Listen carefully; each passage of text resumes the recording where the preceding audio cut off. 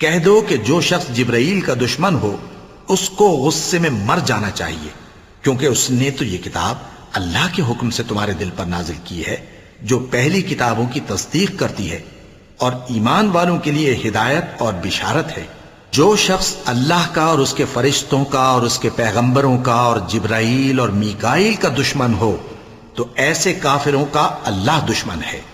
اور ہم نے تمہارے پاس سلجھی ہوئی آیتیں ارسال فرمائی ہیں اور ان سے انکار وہی کرتے ہیں جو بد کردار ہیں۔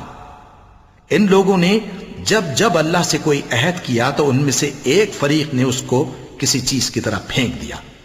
حقیقت یہ ہے کہ ان میں اکثر بے ایمان ہیں،